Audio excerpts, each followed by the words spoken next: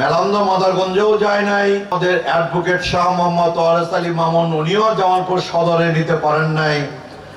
আর সুলতান মাহমুদ বাবু ওনার ইসলামপুরে উনি ঠিকই আপনার এই কৃষক কার্ডের কর্মসূচি উনি নিয়ে আসছেন।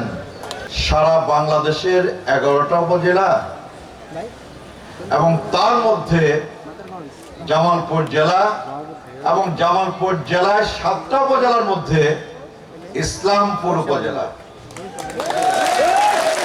আবার ইসলামপুর উপজেলার মধ্যে গাইবান্ধা ইউনিয়ন।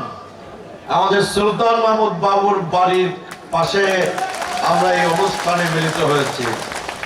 আমাদের মাননীয় প্রতিমন্ত্রী বসে আছেন, দেওয়ানগঞ্জ বক্সিগঞ্জে যায় নাই।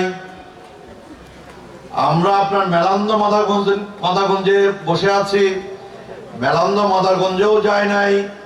আমাদের প্রিয় নেতা, জাতীয় নেতা আমাদের অ্যাডভোকেট শাহ মোহাম্মদ ওয়ারেস আলী মামুন উনিও জামালপুর সদরে নিতে পারেন নাই।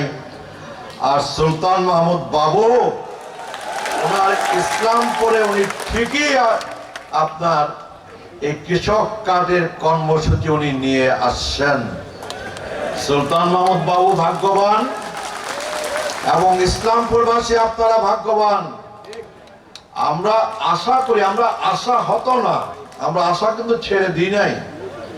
আমরা আশা করি যেই কর্মসূচি আজকে শুরু হয়েছে ইসলামপুর থেকে, যেই কর্মসূচির উদ্বোধন করেছেন